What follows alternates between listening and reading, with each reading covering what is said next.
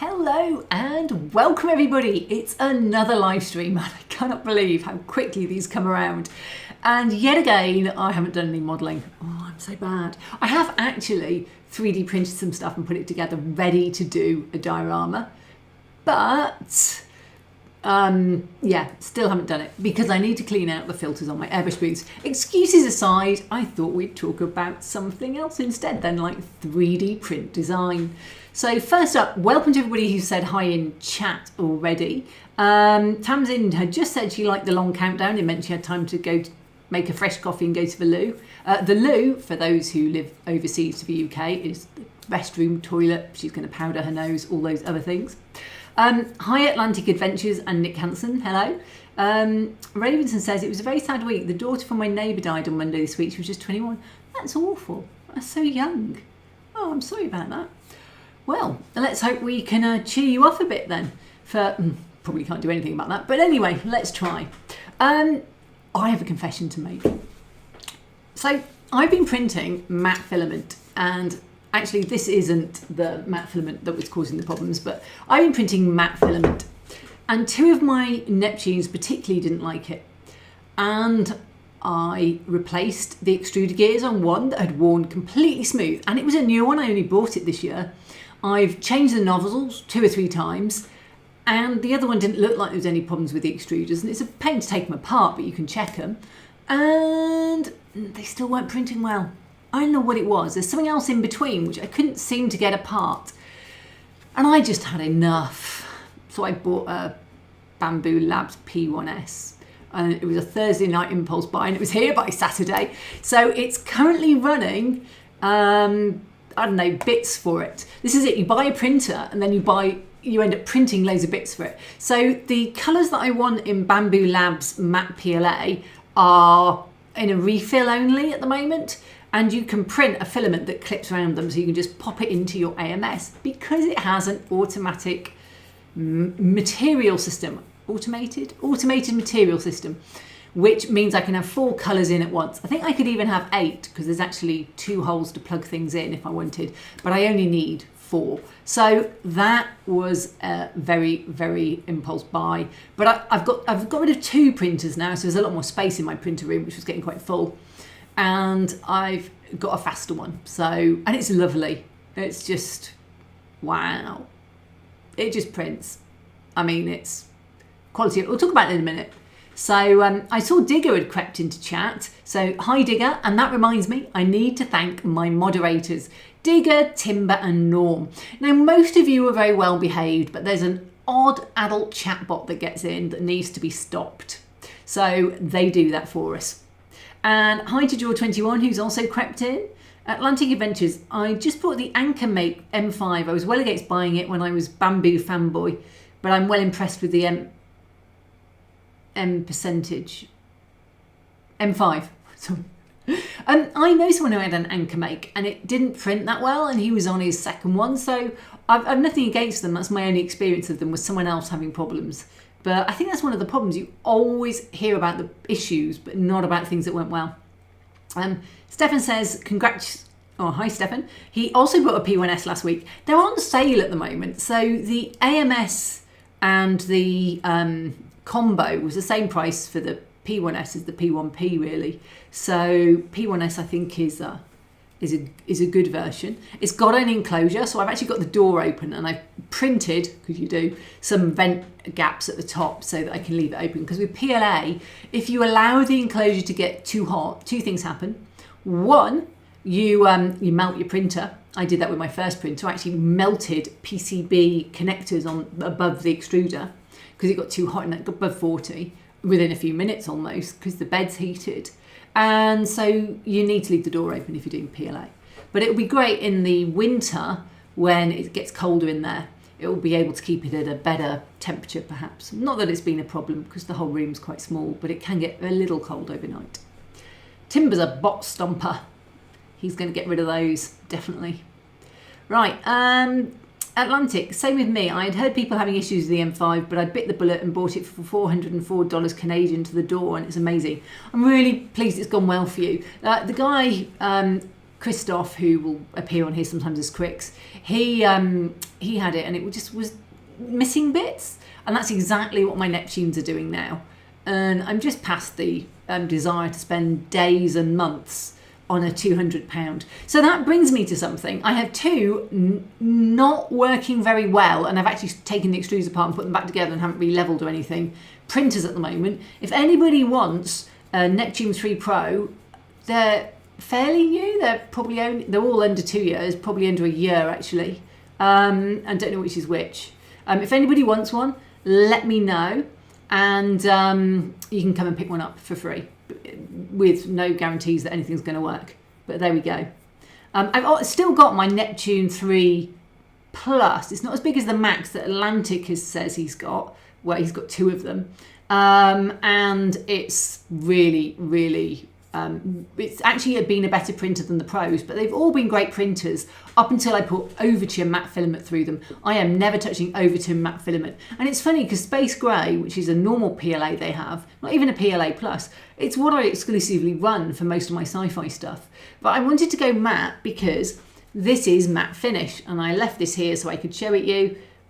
You know, you don't even need to paint it really, because it just doesn't show the layer lines. Now I am printing that on 0.1, so it's not going to have a huge number of layer lines, but yeah. This is my, this has been a nightmare. We'll talk about this when we talk about 3D design and overcomplicating things. But yeah, so far, Bambi Labs, it arrived, it just had to undo all the right bits in the right order, and there's a really good quick start guide. You actually get a paper guide, look, paper that you can put on your desk without your phone going off every 5 minutes when you're looking at it. And I got it working really quickly. It just is a case of taking bolts that are in place to hold things steady for transport, just taking those out. But I've loved my Neptunes, don't get me wrong. And what I was going to do was buy a 40 quid replacement extruder and just bolt a new extruder on. Now, 40 quid versus 700 quid for a new AMS, plus then I've got to sort out different filaments and stuff like that. Yeah, it's an interesting debate. I just didn't want to drop 80 quid on two machines and be 10% of the way there to buying a brand new Bambi Labs. So that was my reasoning at the time. So King Bronzel, oh sorry, right, hang on above that. Stefan says you can have 4 AMS at the same time. I didn't realise you could have 4. There's 2 at the back holes, so I presumed you could have 2, but 4, I mean, that's really impressive because you can get 4 rolls. That would be like 16 rolls. I only want to print replacement and to have maybe a couple of the common colours that I use in there so I can just refeed them.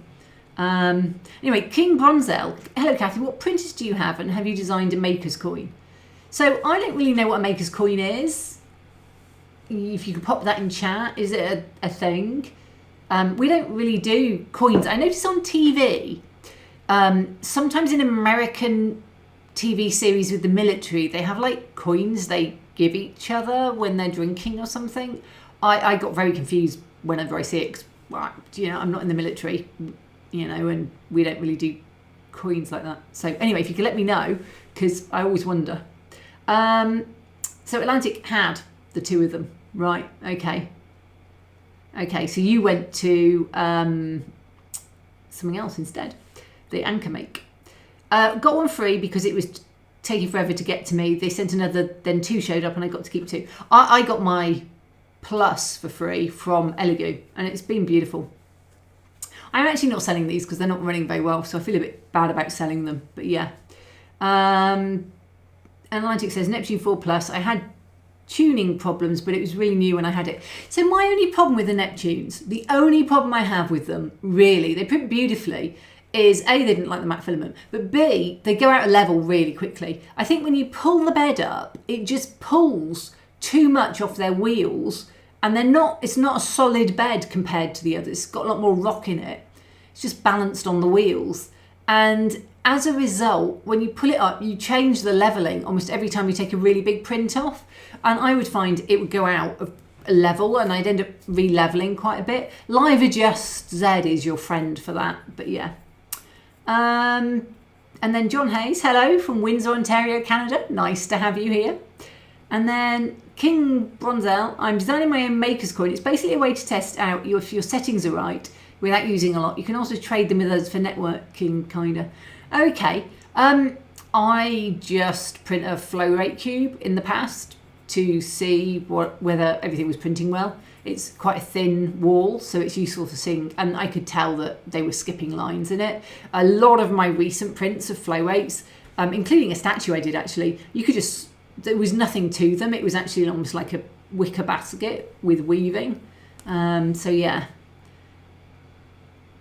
And the eccentric wheels do get loose very quickly, as Atlantic says. It is a problem on the Neptunes. I didn't lock up mine. Actually, one of them's fine. The other was off. I probably put it off when I got it, but there we go. So John says, I don't have a 3D printer. Is there any site where I can buy 3D figures instead of just files? Loads.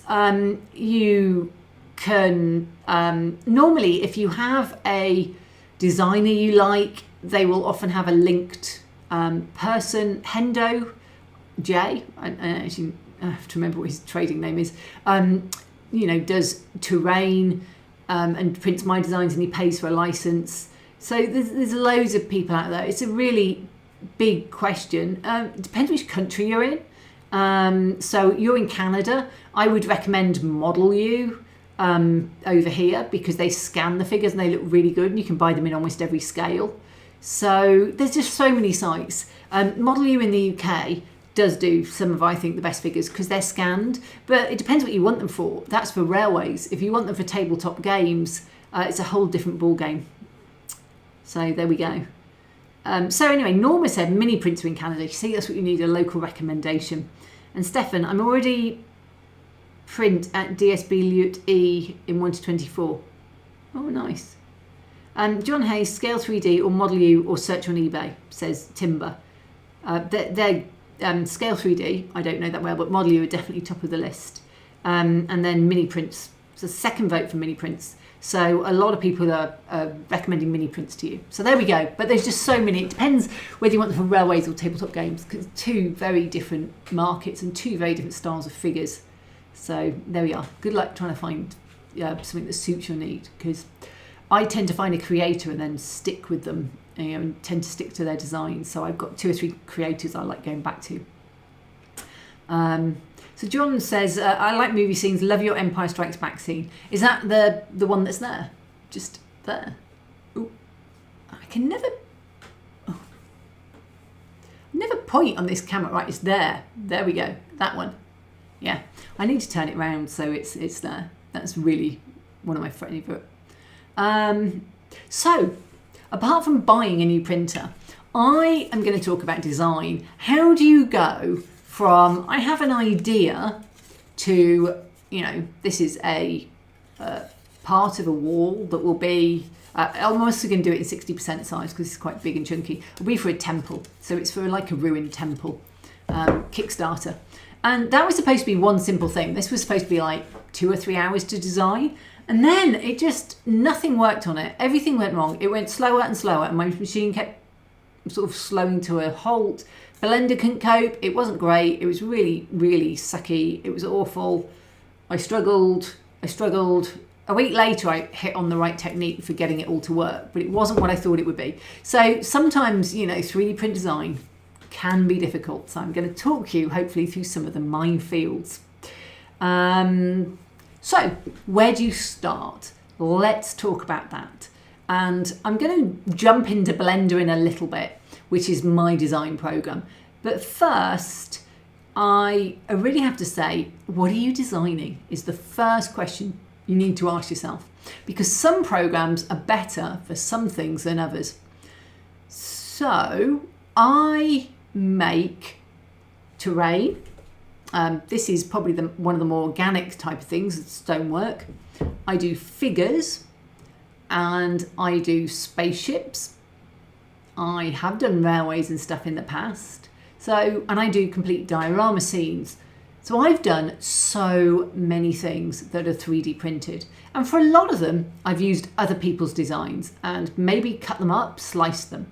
So if you're getting into 3D print design, I think the first thing to do is you need to have some SDLs from other designers available to look at to see How do they do them? How do they orient them? You need to be good at 3D printing other people's designs in some ways to understand the flaws.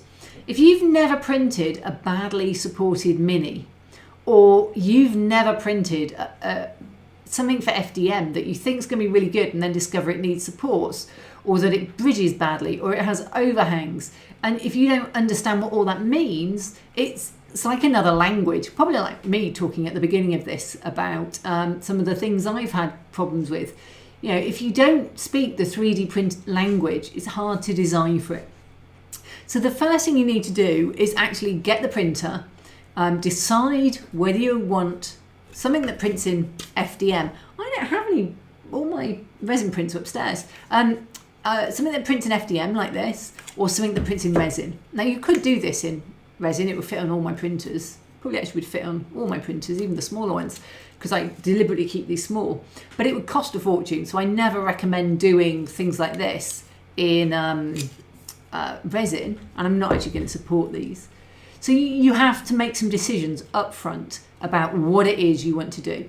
So the first thing in 3D print design is to decide, am I designing for FDM or am I designing for resin? And the two require different scenarios. The second thing, well, different tolerances, different ways of designing, different thought processes actually on the design. And the second thing to decide is, am I doing hard surface? This starts as a hard surface bunch of cubes, or am I going to be doing figures? And figures start in a completely different way. If you're doing figures, you'll want to be doing resin printing. If you're doing hard surface, buildings, terrain, you'll probably want to be doing FDM or big scale resin, especially if you're doing it for yourself and you've got a big printer. So when you've decided what you want to do, that's when you can go and look at what you're actually going to design them in. I'm just going to have a... So back to chat for a sec. Digger says, these guys ship to Canada. I think I've used their stuff a lot. So that's another vote for Scale 3D. John Hay says, ruins scene would be cool for Indiana Jones. I've done some Tomb Raider, which is very similar to Indiana Jones, and they are very cool. Ian Lovecraft, who's very well known, Lovecraftian stuff, he does a lot of Kickstarters, and I used one of his former Kickstarters, which sadly didn't have a late pledge to get the extras. But I used some of the stuff from there, some of the temples from there, and cut it up when I made my lava one. Where am I? Quentin, when hours turn to days, nothing is ever simple. Do you know, I actually have a book up on one screen sometimes when Blender's being really slow. And I felt really guilty. I'd read my book so much one day, because I just didn't seem to get Blender to do anything. It was awful. King Bronzel, to be honest, I'm actually learning 3D design programs at school, but making sure to not give up is very important. It is, and there's often a better way, and I'm going to talk about that in a second, about the different ways of doing things. Hello, Quintin. Oh yeah, well, hello and welcome. So Atlantic says, super cool, I use Tinkercad, but I would like to learn other CAD programs. I'll talk about which program I would recommend in a minute. King Bonzel, one thing I plan to design and print is one day thrones for Gunpla to sit on in dioramas. That would be cool. I do love Gunpla. I've got so many boxes of them to build. Timber, the hardest part of printing with resin is getting the supports right. I suck at supports. I didn't want to have to learn them for the last Kickstarter, so I paid someone else to pre-support professionally. And I don't regret it. It cost money, obviously, and I'm not earning much, but he did a great job. And then he has test printed everything. And one of the problems is I don't necessarily get everything test printed except by myself. And he test printed everything and checked it worked. So that's really good. He's got my temple guard to do, actually. I must chase him next week because I know he's busy towards the end of the week. And I meant to chase him and forgot to put those piece supports so I can print them. Hi, Boxcar Jerry. Welcome aboard. Atlantic Avenger, love the art on the wall. I'm a drone photographer. Drones are so exciting. You can get some great shots. A few people saying hello to Jerry. So, which program should you do? Well, first of all, I'm going to recommend, if you've never designed anything in your life, try doing simple. Get something like this arch and go, well, not necessarily this arch, and say, oh, I don't want the base on it. I want to take the base off and go into one of the simpler programs like Mesh Mixer or something like this, or even your slicer will do things, and learn the basics of how to cut bits up and off, existing ones, how to kit bash them, move them around. Have a play and see how other people have put their STLs together. I suspect if you're anything like me and you've already been printing a while, you'll have loads of STLs from other people, because even though I design stuff myself, there are things I design. I don't design everything, and I still subscribe to 2 or 3 patrons and tribes. Ben from Second Dynasty, who's been a huge support, and I really appreciate what he's done, and Ty from Darkfire Designs, who does Star Wars Legion, and he's also doing some Halo and Shatterpoint, and he's just done KVS. Oh, total aside, up until about 20 minutes before this started, I was desperately trying to do something which I won't tell you about because it would be a spoiler, on Outlaws. It's the latest video game for Star Wars, and I am definitely doing it every single night at the moment. You're a woman, which some men have complained about playing a woman. I don't know what to say really, because I actually prefer to play as a man too. But anyway, I don't know why. I guess I've just always played, apart from Tomb Raider, as men. It's just what you do in video games, isn't it? So anyway, and she's got this really cute little Nyx who's got 3 little feelers, and he's like a feathery, furry creature with 4 legs, a tail, and 3 little things instead of ears. He's very cute, Nyx. And you can feed him and have meals with him and pet him, and you can pet all the animals. So I've been stroking banthas and dewbacks, and oh, it's been wonderful. I'm currently running around Tatooine. I want to go to the Lars homestead, but I was in the middle of somewhere else at the time, which I won't tell you about because of spoilers. And you can, you know, park your... Do you park? Land? I don't know, what do you do? My spaceship, anyway. My spaceship is in a landing bay in Spaceport in Mos Eisley. So anyway, it's great fun. It's been absolutely brilliant. It's my 3rd planet I've been to, and I like the first planet you go to after the first one you're starting. So it's like the 2nd planet you get to. Oh, and so this is my 4th planet actually, because I've also been to a few others. It's brilliant. Too much sneaking for me. You have to sneak a lot. There's an awful lot of sneaking. You have to duck. I'm getting better at it. I've got a lot better, and you know, I'm now just taking the hit sometimes from the cartels when I get caught, because it's just easier to take a trespassing hit if you've taken them all out than it is to try and worry about actually doing it clean. But the trouble is, the first level you have to sneak, and I must have been 2 hours trying to get through the Pike cartel space. Because every time they saw me, they'd set off the alarm.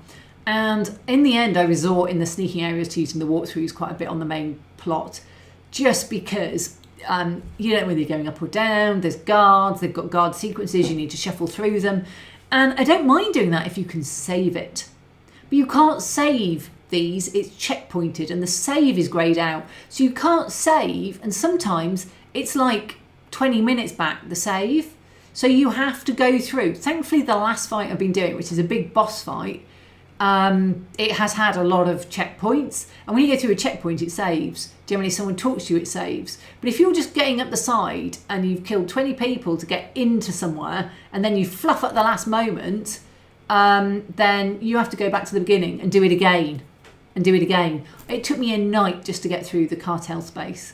And it was I had it on early release, so it didn't really have many walkthroughs at the time. Now I just read the walkthroughs on the areas that are going to be a lot of sneaking, because it takes too long to save. If you could save, I would love it. But that's my only bugbear. It's totally immersive Star Wars. I have seen some very key people in it, and I've met some really key Star Wars people. It's set, I think, after Empire Strikes Back and before Return of the Jedi. So it's in that kind of era, and there's the Empire around. And it's been brilliant. I'm absolutely loving it. So I've got one more planet I haven't been to, and loads of main quests left, and then all the side quests because it's open world. So anyway, if you haven't played Outlaws and you like Star Wars video games, it's really good. Top of the bucket at the moment. There we go. That was me. So, Norm, I watch most shows on TV now, Jerry. No way to comment. I'm alive and well. Okay. I didn't know you couldn't comment. Well, you do on this one, I know, for me, because you're moderating. John says, when making homemade and or using bits of random parts from various sources, how do you try and keep everything to scale? I generally know what scale they are when they come in. And if you're unsure you can reset them all to one scale and then work with them. So if I had 3 things and one said it was Legion scale, I'd know it was 1 to 48th. One said it was 1 to 24, I'd know what that is. And then something else was indeterminate. I would make the 2 the same and then just scale the indeterminate one to look reasonable. So there we go. It is about eye sometimes, just about getting things to look right. Digger says, I played Streets of Rage using the woman character. She was the best fighter and could swing a piece of pipe around really well. I didn't see you as a Streets of Rage type of person, Digger, so opening up whole new avenues there. Okay, so Norman Boxcar still talking. Doc. Timber, dozen people killed in 20 minutes. Tech has a lot to answer for. Yeah, but they're not real people. A lot of them are aliens. I don't mean that, folks. Obviously, I do not. I'm from the UK. We don't do guns, really. So there we go. And I do try. And when you sneak, you only knock people out. You don't kill anyone. But this particular one is a rampage type of mission that I'm on, so you do end up having to kill them. And sometimes you just don't have a choice. They all attack you, and you can't just stun them because the stun gun takes 3 minutes to recharge. Mark says, love Star Wars, capital Love. Yep, I'm very much into Star Wars at the moment. It's very, very good. I do love it. I do love that feel of it. Yeah. Digger says it was a long time ago when I played that game with my children. Yeah, I bet. It sounds like an old one. So, you've decided what you're going to do for your 3D design. You've picked that you want to do, say, let's just start with hard surface for now, because figures are a completely different one. And I actually did a whole live stream where I talked about Make Human and figures, and went through some stuff I did with that with designing Bob Jetster. So I can't think whether he was called Bob Jetster or Bob Quadranaris. Anyway, Ben Quadranaris became Bob Jetster in my last Kickstarter. So if you want to know how I do people, or that was an alien, then you could go back and look at that live stream, and I've covered that a lot there. So I assuming that you're going to be doing something that starts with a cube. You have 2 ways of doing this. If you have a brain that has been brought up on CAD drawings and engineering, and you want to do something that has to move and be an engineering part with precise fitments, like if you're designing a railway carriage with wheels that moved, etc., etc., you may want to go the route of something like Fusion 360. Now, I think it gets harder and harder to jump through their hoops, and you can have fewer and fewer models, but people still use it and still rave about it. So apart from the things like Tinkercad that I've never used, that sort of thing, you want to go with something that's kind of more CAD-like, and that will suit your brain. I prefer just like, I think differently. So let me go and show you Blender. Now, when I put this up, it hides the chat, just to warn you. So I can't see the chat. Oh, look, it's frozen me. It does this all the time. It keeps freezing this. See if I can unfreeze it. Oh, I don't know why. There we go. If you click between them, it unfreezes it eventually. So here we go. This is Blender. I need to be in a different spot. Do you know, it's very hard to work out where to put me in this so you can see me and I can talk. And actually, this is actually one of the better locations. Now, it's worth saying, when you buy Blender, it's free, so you don't buy Blender. When you start with Blender, it's really, really hard. There's just, the UI is complex, there's stuff up here, there's 2 menus up here, there's a menu on the side, there's a menu on that side, oops, there's stuff here, there's stuff here, and then there's the main view screen, there's stuff that pops up down at the bottom, you know, there's stuff that comes in writing along here, so if you hit save, it'll tell you down here. Oh, and then there's, you know, there's all these little bits here that have got, you know, options on them, and you're like, whoa, what do I do? So if you want to start on a complex 3D design, you want to start with a simpler program and get your head around the basics if you've never designed anything before. And there's some other ones out there like Mesh Mixer that I've used that I used to use to fix meshes, but I've never found it very helpful. It just used to delete most of my mesh. But once I started in Blender, I decided I had to devote my time into learning Blender rather than dotting around. So I stopped using Fusion 360 because if I want to move sideways in this one, I press Shift and the middle mouse button. And if I press Control, no, if I just do the middle mouse button, it moves like a spin. I have to say, I think it's the other way around in Fusion 360. And I just couldn't cope. Every time I blipped between the programs, it was different. It was always changing. And I'd be moving wrong all the time. And this is what you find. The shortcuts between the programs are different. And it is worth finding one that suits you. So have a play around, try several programs, try Tinkercad. A lot of them seem to get locked down over time. Fusion 360 used to be a lot more in it, that now you have to go through the paid version. It went cloud and suddenly you have fewer and fewer things. Everything seems to have gone quiet, so I'm just gonna go back to me for a second and check. Still there? Oh yeah, everything's still there. So yeah, and it just becomes really difficult. Look, it's hung again. Oh, is that? You can go into this and do things, but it becomes really, I don't understand how to get these to work. Oh, but I can't read the chat. Oh, it's complex. Oh, that one's working. Why is that one working and then this one isn't? You can normally refresh these. I'm going to try refreshing it. Ooh. Reconnect to device. Refresh devices. Reconnect. No. Okay. Well, we'll just we'll go to here and make this bigger. Whoa. Is this still working? Yep. And then we'll shrink it back down. Only because it's got the rest of my stuff on there, which is fine. So I don't understand OBS. It started to freeze a lot on my iPhone and I'm just not sure why, because it's obviously not frozen on here. This is iOS camera 3. Maybe that's the difference. I've got one on 3 and one on 2. But anyway,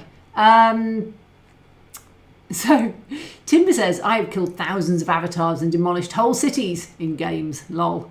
You and Genghis Khan. Hung timbers. Yeah. Not hung. I did one to their norm.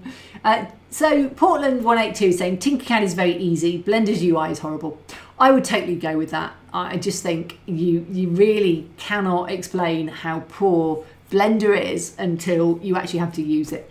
It is an incredibly powerful tool, but you are going to devote months to learning it. So the first thing I would recommend is you actually just try one of the simpler ones, get used to it. And then when you're hitting the limits of what you can do on that, that is when you go for something more at market. If you want to do figures, you might want to go for ZBrush. It costs a couple of grand. I know somebody Ben from Second Dynasty uses Maya because he started in an industry and had a Maya version for free. But he wouldn't necessarily recommend it if you were starting out. A lot of people seem to use Tinkercad. Yeah, and I certainly definitely can see that is Tinkercad the one that Luke L. Towan uses? Yeah, I think so. So John Hay says, I don't have space, so I prefer smaller scale as possible, but very small scale may lose details. I was inspired seeing small scale train set in a suitcase.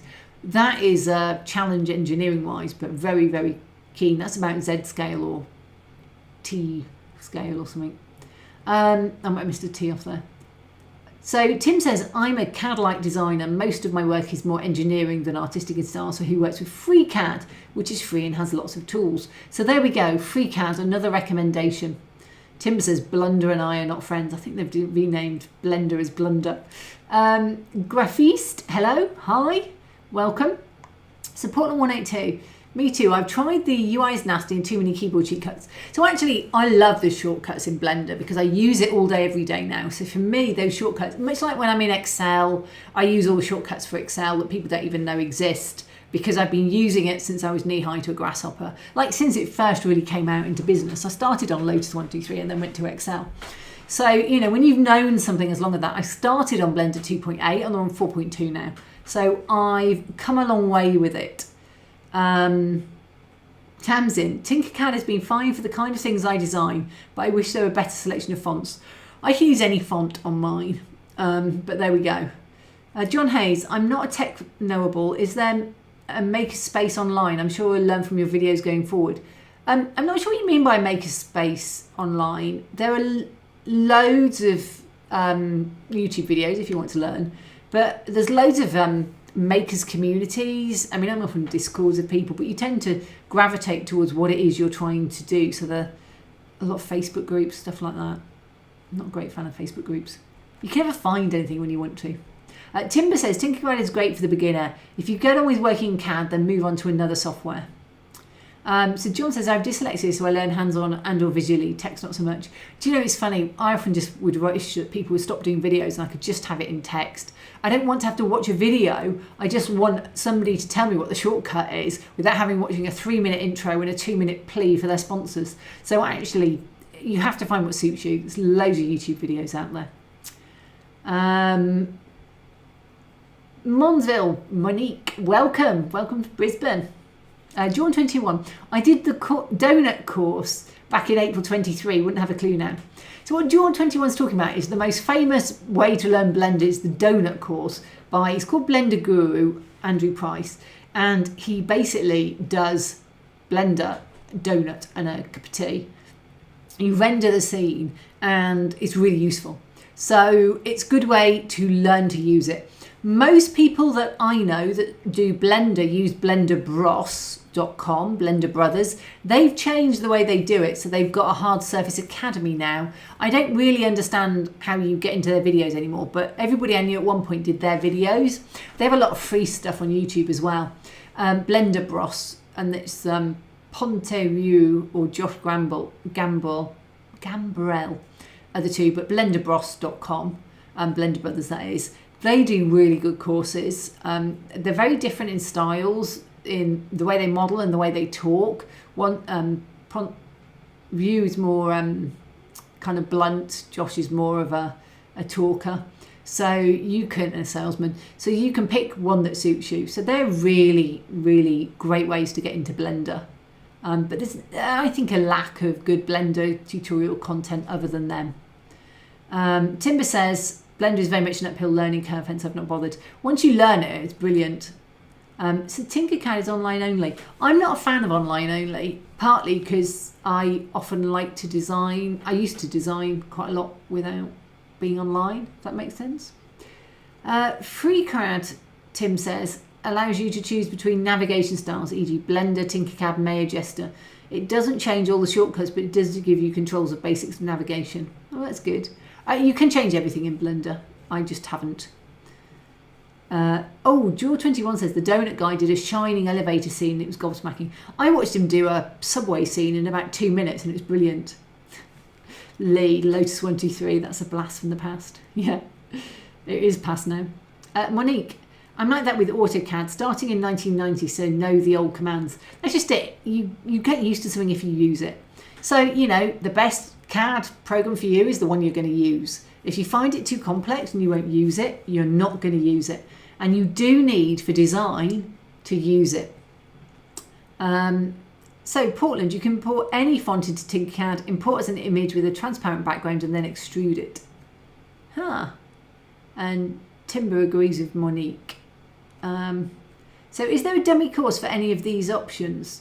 I don't know about Tinkercad and the other ones like FreeCAD, because I've never learnt them or used them, so I've not done. But basically YouTube will have good courses. Go and look for the ones that are top of the recommendations and have the most likes and the most views. I'm one of these people now that I'm always looking for how do you do this? So I end up with obscure videos sometimes done by somebody whose English is you know, often subtitled or whatever, you know, just because I want to know how to do a specific technique. And it's been a while since I started now. I've been doing this full time for 4 years, sort of thing, content creation. And the last 2 years have been doing 3D prints. So I have been doing this for a long time now.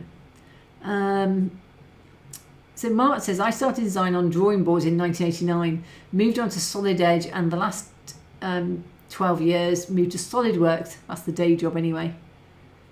Yeah, and Tamsin says there are a few YouTube series on using Tinkercad. And apparently Portland says Tinkercad has inbuilt simple projects like make a chess pawn, do a couple and you'll get it. So Jaw21, what is your most complex design you've done on Blender?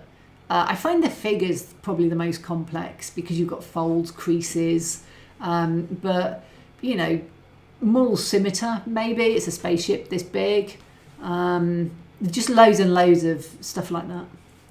And Blender does actually have a course. When you go to blender.org, I think there's a course on there you can see that runs you through the basics there. So, and they're free software.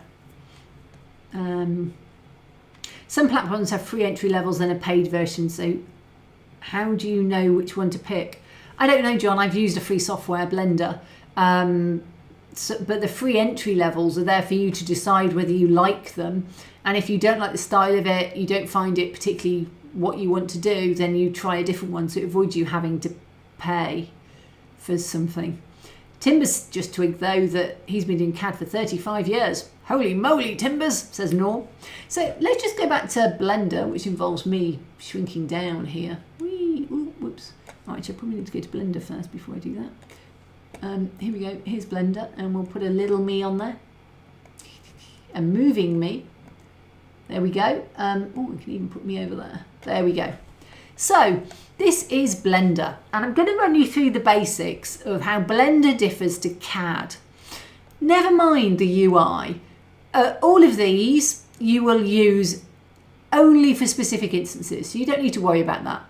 On the top, the only one you really use is perhaps File and Edit. You know, on these, you won't use the majority of stuff, but quite often what you will find is that there's a shortcut.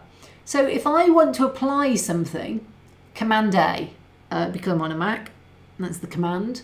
Command A will apply, and then it will bring up this location. When you start with Blender, you start with a default, and it doesn't have everything on that I've got. And it will start with a cube. Almost every single thing you do with Blender starts with a cube, a cylinder, or unless you're doing people. They start with people, generally. But you would start them, perhaps someone originally started with a cube and a cylinder.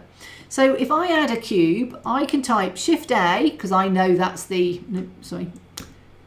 Shift A, because I know that's the add menu, mesh, cube. Now it's worth saying there's curves, which are very different to mesh. For 3D prints, you want to have mesh, and we get a cube. And if we go into here, each of these points is a vertex. Now I think the way Blender thinks, so this makes perfect sense to me. I know this cube is 2 meters, so I equate meters to millimeters, and then I never have to worry because it actually prints at the right scale. If you do 2 meters and equate your meters to millimeters, so that's just my way of working with it. Between every vertex that's joined, there's an edge, so that's an edge, and then 3 or 4 or more vertices make a face, and that's a face. And you work in this by manipulating stuff.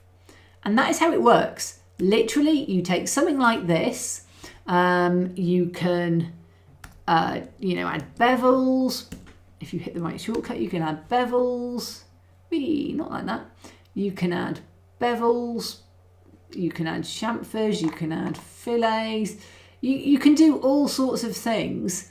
But you start most of the time with either a cube or a cylinder. And then you manipulate them. You can put pictures behind. So if you want to add an image, you can add, somewhere on this list is image. Where is it? Oh, come on. Extras, no. Oh, no. Okay. I'm in the edit mode. I need to be in a different mode. I can add image and you can add reference images and use it much like CAD. But what you can't do as easily is make this an exact set of dimensions. It's really hard.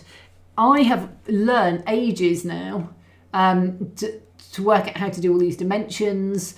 I work out how to move things. I want to move things. I use specific shortcuts, so I move them in the X direction, the Z direction, or the Y direction. You have to understand X, Y, and Z.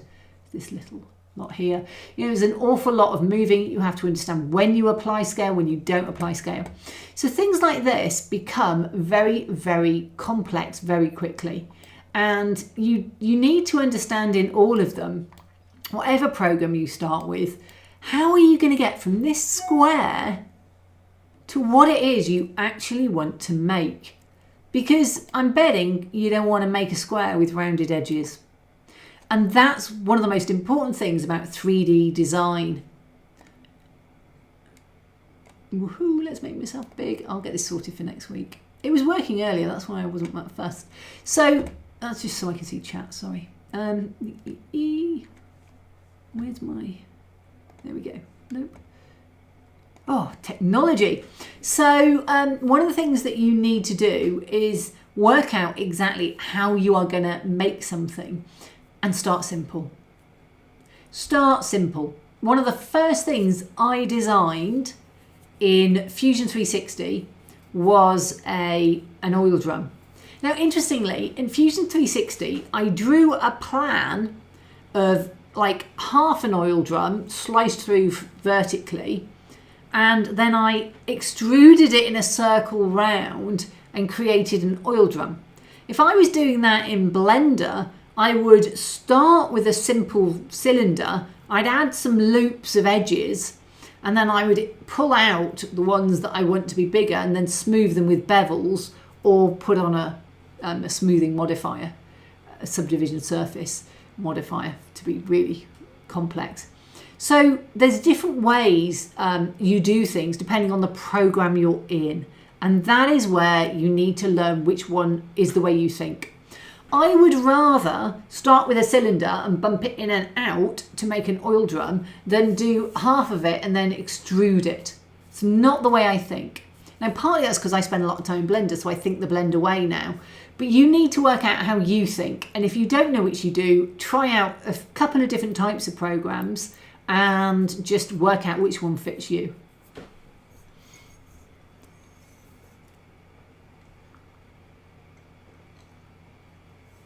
Mini Kathy says timber, flashback indeed. John, I'm a newbie and all files for 3D printers basic format when purchasing, or do you have to change it afterwards? So if you want to buy 3D printer files, you need to buy STL files at the moment. Sometimes they come as 3MFs if there's a whole project of them, but generally what you're going to buy is an STL file, and that's stereolithography. And it's basically, it's a mesh. So it's a series of dots and vertices, you know, edges and faces that have been triangulated and that your printer program for slicing will read. So the output for Blender, you tend to model in Blender in quads with 4 sides because everything looks nice and smooth and even when you render it. And then STLs triangulate because that's what 3D print software wants. But at a very basic level, you just need to buy an STL file. That's all you need to know. If you go on sites like Cults 3D, you can buy files that are FBX and OBJ. They often won't print straight out the bat, especially if they're game assets. Like if you wanted to do the ruined Indiana Jones temple scene, and you went and you bought an Indiana Jones who'd been ripped from the Indiana Jones game. Game assets are very simple. They're often very, very blocky, and they rely on modifiers to make them look smooth, and they rely on that because all the modifiers can smooth things out. So they've got fewer points in them, which makes them lighter weight, which makes them easier to manipulate in the game without using as much memory, so you don't get as much lag and you can have higher frame rates and all that kind of stuff. But a lot of the stuff that people get, they often see on Cuts 3D, oh, I've got this file for this, and you need a 3D print file. It's best to start on somewhere like My Mini Factory or someone like that. They don't really do railways, but My Mini Factory or someone like that does 3D print files. And actually, what have we got here? Monsville, Me Too Timber, started with a program called Personal Architect before AutoCAD. Ooh, that's going back a bit, I bet. Tamsin, the files you buy will almost always be .stl format. You then need to run them through a slicer program to create a .g-code file for the printer. So that's very much a case of when you print, and I can't really show it you on this because it's quite fine. Can you see it? I don't think you can even see it. So this is made up of thousands of lines. Oops. So this is the base, this is the first layer, and then it builds up in layers. Actually, I tell a lie. I printed it that way up. That's the first layer, and then it prints layers. Whether it's resin or FDM, they all print layers. So Timber says CAD programs create CAD files. These can be converted, read output, as a generic 3D polygon file using an STL file. Timber says the STL file can then be imported into a slicer program that can be saved as a file the printer can handle. And the G code basically tells it where to go to on the plate, what temperature it wants to be, and all that kind of stuff. John says when you buy a 3D printer, they give you examples. You can learn from examples being a beginner. Yes. Yeah. They will have them. Lots of programs use STL files. Yeah, they do. It's a fairly generic file transfer. It's just triangulated. Oh, we've got a TurboCAD coming out from Timber. Joe, are sold STL files locked, or can you edit them? You can edit them. The only thing I will say is my STL file for this is not easy to edit. It's not at all easy to edit. Every stone is combined with the next stone because I put it through it's not NetFab, but it's an equivalent that makes things, the geometry smaller and easier to use. So there's one outer mesh and that's it now. But my base file is actually for this is a series of squares. It's just the squares. And then on it, I have about 20 modifiers, which is where I went wrong with this. Too many modifiers, which put the desert texture on and then make the cut holes.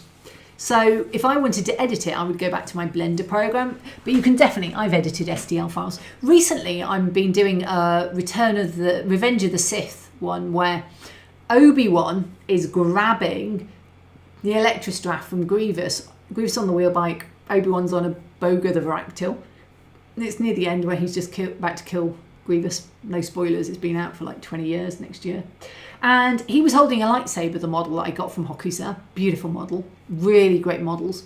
And Grievous is holding the Electrostaff, and I want to put it together. So it's interesting to watch how he did it. I removed the lightsaber, then lined him up so I had a bit more wiggle room. The guy I was doing it with lined up the lightsaber with the Electrostaff, and then removed just the bits that were like sticking out beyond the Electrostaff.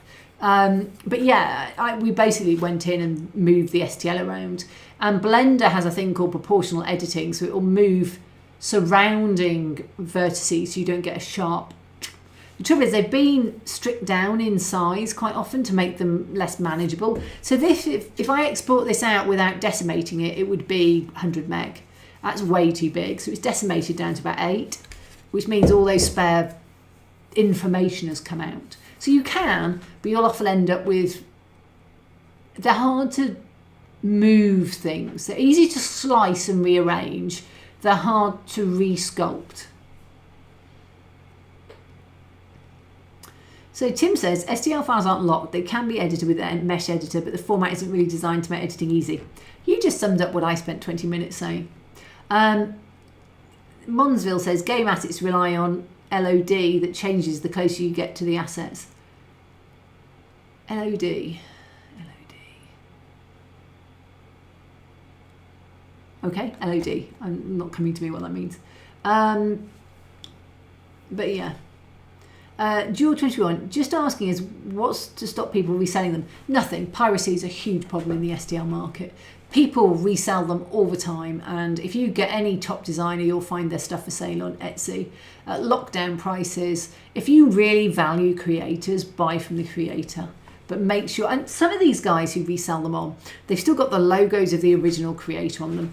But unless you're getting it from the creator's website, or it's the creator's name that is selling them, say on My Mini Factory, the creator will be there, then the chances are they've been pirated. So Gumroad, My Mini Factory, Cults 3D, some of these have got the original creators will sell through them, or they'll have their own website. And Tim says, yeah, once you have an STL, there's nothing stopping you from sharing it except your own moral compass. Tim says, preventing resale is very difficult technically, but that applies to pretty much any type of file you buy online. That's very true. Has technology got better for time to make a project? How long does it take to make your stone wall? Oh, this was a nightmare. This was just, yeah.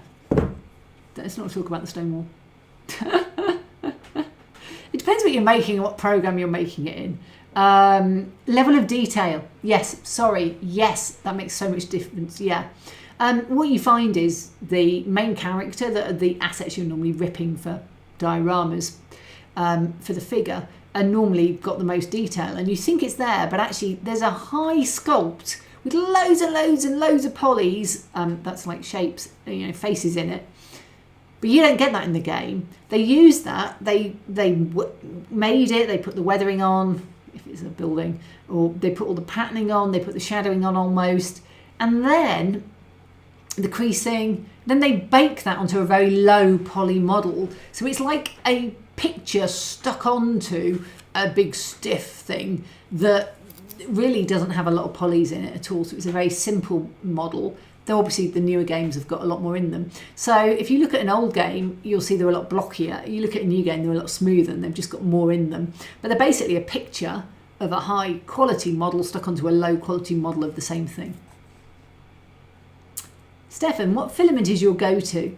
Well, at the moment, I've been using Overture, but they just shagged two of my printers, so I'm not really in love with Overture at the moment. But I would use Overture's PLA all the time.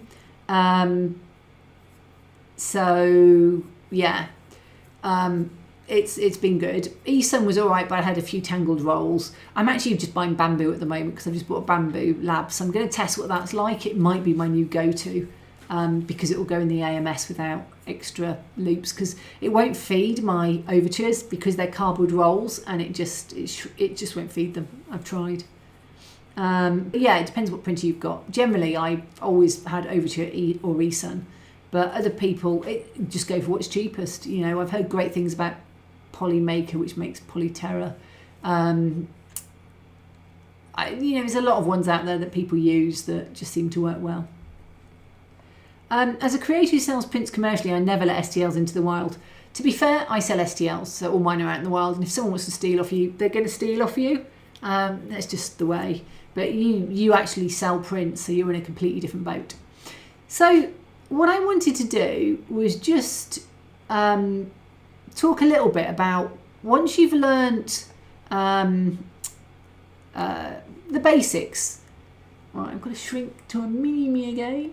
Very technically, high quality live streaming. I will be going back to doing models at some point. I'm not going to just stick waffling for the rest of it, but I just haven't faced it yet. This is a cube. I want to cut a hole through the middle. This is something that all programs do. They all cut. So I'm going to add in a cylinder. And because this is Blender, there's a little menu down here. I'm going to keep it at this, but I'm going to make it half the size, and I'm going to make it a little bit longer because I want it to be a cutter. So there we go. And I want that to be RX90, which puts it onto the X. It revolved it around the X-axis by 90 degrees, and R does a revolve. That's why you need to learn your shortcuts. I can make this, I can cut it so I've got a hole through, see? And then this here is now a holy cube. Great if you wanted to print a bead or something. Though actually, circles are a pain to print because that's a very flat print, and you can end up with real messy tops to circles. But the other things I can do, this is my modifier stack. So when I talk about modifiers, this is what Blender does with all your adjustments. I want to be able to move these. So I don't cut it and leave it cut. It's movable still. It's non-destructive. So I could move this around through here and put it here if I wanted, you know, and it's in my modifier stack here. I don't want it, I can delete it and it's gone. So each program will be different, and Command Z or Control Z is your like go-to. And Booleans basically have three things you can do with them. You can use one to cut another, so you can use a cube to cut another cube. You can join the two together. So now if I hide my cutters, which is the cylinder, I've now got this, which would be useful for a Gundam's hip or something, you know, is joints. You know, so this is a union. And then you can intersect, which is basically the bit in the middle.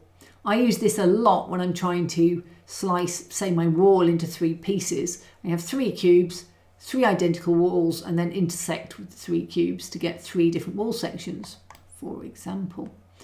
And without Booleans, your life is over, really. These programs just, yeah. But it's very easy. Now, I want to put a texture on here, say. I want to make this look deserty. It's easy to go down rabbit holes at this point. You go, well, I want this a desert texture. Now, Blender can do desert textures in three ways. I could go into sculpt mode. I could go here. I could pick let's put a texture on here quickly. Let's do a new texture. Let's put noise on. It's not the best, but it'll do. I can go back to here. Oops, let's go to here. I need to put Din Topo on and make it 1 pixel because this is so small. And I can, you know, I would use a pen for this. I can put something on here with loads and loads, and you can see already it's doing the little spinning wheel. It's probably a little, and you can get your texture. I can make this a lot bigger so that I can put, you know, texture on. So I can add texture by sculpting. And look, it's already doing the spinning wheel. So this adds an awful lot of density, and Blender doesn't deal with it. And this is where you need to pick the program for what you want to do. If you want to do something that's heavily textured, you're going to spend a lot of time watching Blender do this. Yeah. Yep, and that. And then actually, I often end up forced quitting it when it takes this long. So you can go down very quickly. I mean, I have got this on a very low detailed in topo and put a lot of squiggling on. But this has been my last week with these desert arches. It's been a week of watching this thing go. And I wasn't actually doing it with sculpt mode. And the reason for that is you can see down here, it's distorting the mesh. That mesh is really bumpy. But it's uneven. You know, I did a waggle, but I haven't got an even distortion across this face. It's bumpier there than it is, say, there. And you can end up with a very isolated kind of weaving. I'm just going to force quit this. You're going to see, woohoo, story of my life. Yeep. Okay, there we go. Start that again. You will need to do this. I put an extra 24 gig of RAM in my one last time, recently, like in the last couple of weeks, and that has generally stopped it crashing. But I wouldn't normally put sculpt on like that. The other thing you can do is you can add just a texture. So let's start with a bog standard cube. I can add on a displace, and this is a texture. I can put that same noise texture on. Now this isn't going to look very good. Go back to here and let's make that 0.3. And you can see it looks awful. What is that? It doesn't look anything like it. Well, the first thing is there's no geometry.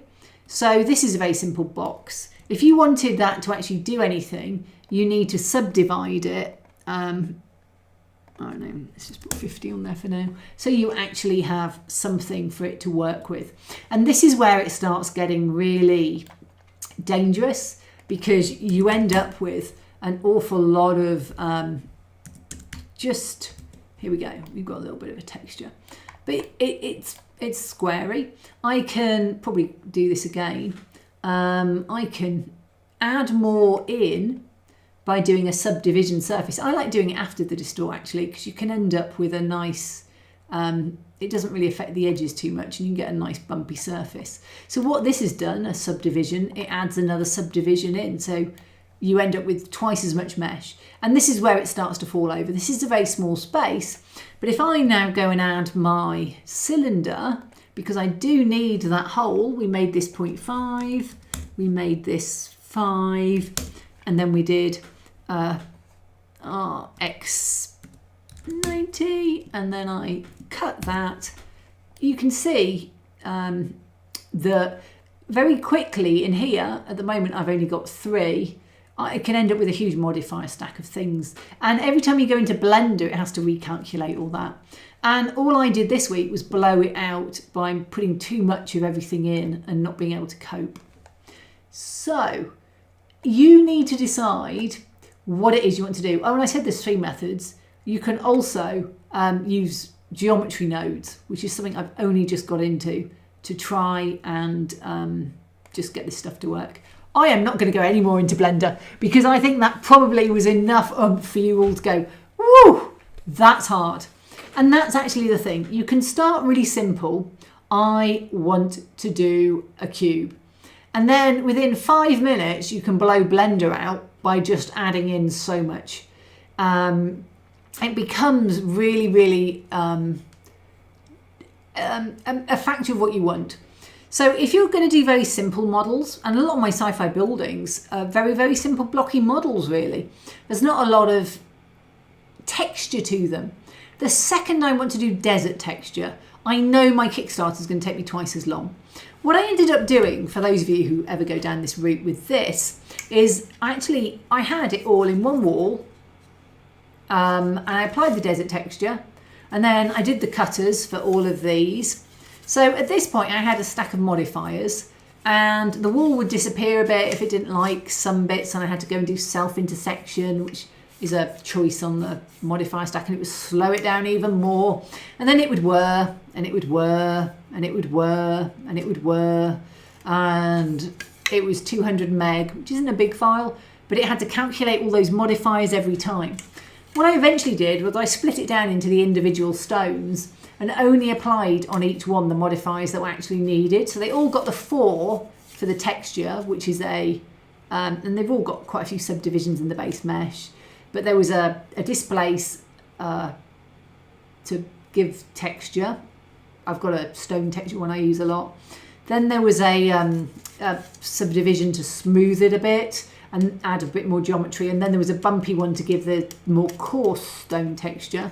And then there were all the cutters. Sorry, and then I decimated down by about 30% so that there was a lot less. So the files weren't too big. And then I did all the cutters. Yeah, it was too much. But when I dropped it to just doing each stone with whatever it needed, it was fine.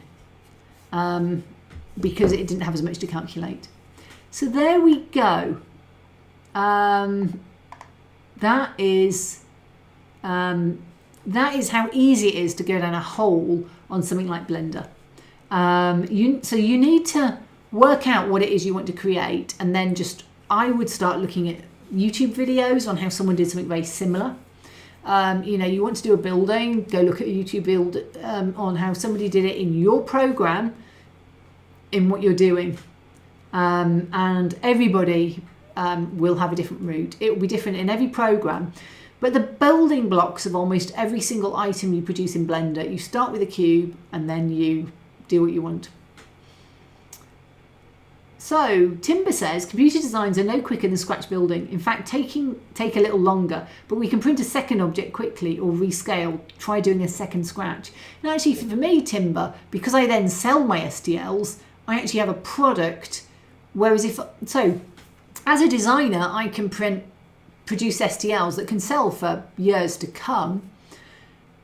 Whereas if I produce one diorama, I can only sell one diorama. So it's interesting. There's a lot of reasons why I prefer to 3D print. But yeah, I once 3D printed wood effect doors, and then I went and got a sheet of balsa out and did them, and it was far quicker with the balsa. Monique says, people think computers make things faster to model, but everyone expects higher detail, which all takes time to add.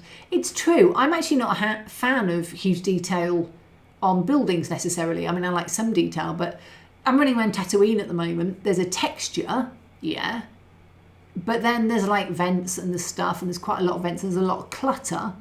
But actually the walls themselves are quite plain because they're rendered. And I think I like quite a sparse modelling. But then someone said to me, yeah, but if it's just a box, I can make that myself. I don't need to buy it. What I want to buy are the things that I can't do easily myself. And that's what I need to design, is the higher detail stuff that people can't just scratch build easily. Ravenson, when you scratch build something, you have only one part. When you have a CAD file, you can easily replicate it. The only time scratch building works is if you're someone who plans to resin cast. So you can build a master. Timber says, Kathy is showing subtractive and additive union construction. Woohoo! Yay! That's what I'm doing. And that is actually how Blender does a lot of its stuff. Ravenson says, by the way, you can also model something with clay and use a 3D scanner. Yeah, I've never found the 3D scanners that I've experimented with using my phone and stuff to have enough mesh. I'm really excited to see the stuff that's coming out all the time now, and I eventually would like to get one because it is a really exciting way. Or say you have a Gundam, you've bought your Gunpla model and you've got your little Gundam and you want to build a throne for him and you want to know that he fits. You can put him in the right position, scan him, and then make sure it fits. Grenville Road. I've never done 3D printing and I don't have a machine yet. What would you recommend for a total beginner in Engage, please? I'd like to design vehicles and buildings, thanks. So do you want to design them or do you just want to print them? Because my recommendation would go along the lines of buy a machine, buy other people's STLs, because there's so many out there, so many free ones, you don't even have to spend money. Not all the free ones print well, but you can experiment. Print them and get to play with your machine and then go to what you actually want to do. Start with some simple designs and then move up. If you're doing N scale, I would probably go resin because it's all quite small and you know, you are going to just see the layer lines and FDM. But if you're doing buildings, I've done resin buildings, they can warp slightly if they get too big. John Hayes, does Blender add the tabs or do you have to put them on manually? Tabs.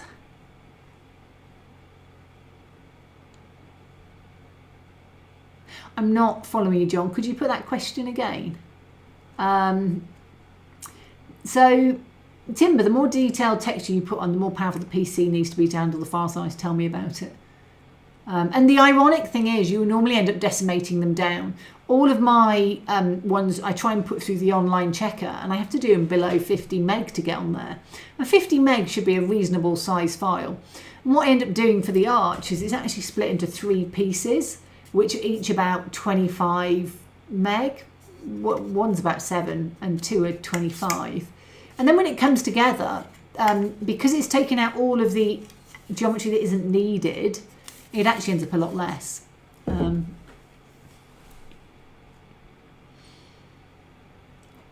So Tim also says he would use resin SLA for Engage. That's what he uses for his 009 slate wagon designs, which are similar size to 4-wheel Engage wagons. Yep. Grenville Rose, thanks Tim, that's a similar size wise. I see so much that people do, but I haven't a clue. We all start somewhere. I got my first 3D printer in 2018 and 6 years later I designed 3D prints for a living. So, yeah. So Monique, I think, summed it up. FDM printers are best for large prints like structures, buildings, and is less messy. But as Timber says, resin is best for smaller, high detail items. The mess and the smell for resin do put people off, so it's worth bearing that in mind. Digger says, I have a resin printer and a filament printer is on its way to me very soon. They're free to a good home. My 2 Neptune 3 Pros that don't actually work.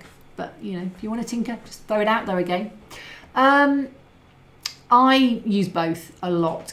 So I use resin for minis, and if I wanted a really highly detailed clustered type of terrain like my crash speeders in my last Kickstarter, I use, you know, for something like this, which is one of my columns, it's the big one, there's going to be a 60% one which is upstairs.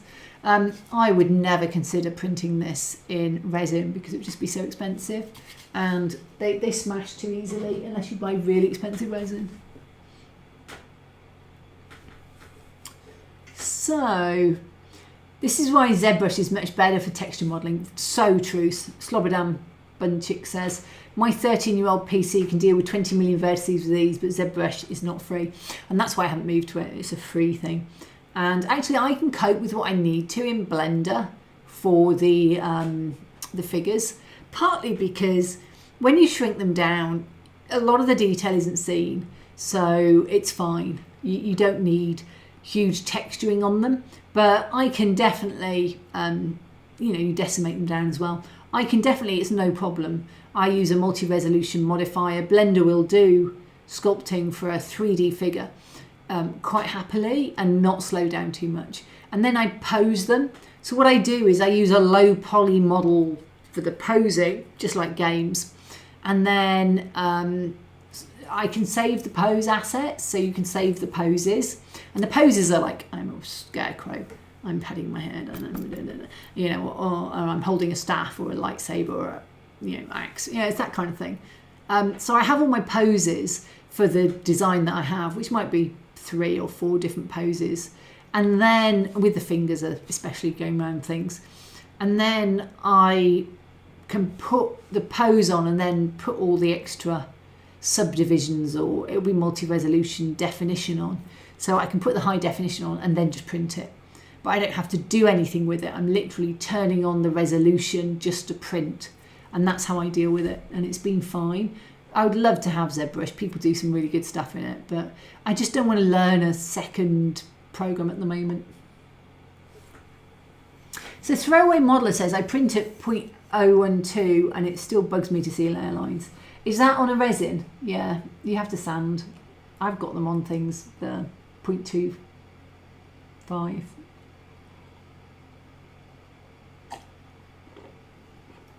Raveson Express says, FDM printed piles need much filling and sanding to get a good surface before painting it. I'm not going to paint this, so I'm experimenting with printing, and this isn't my favourite colour. I preferred the Overture colours, but it just shagged the printers.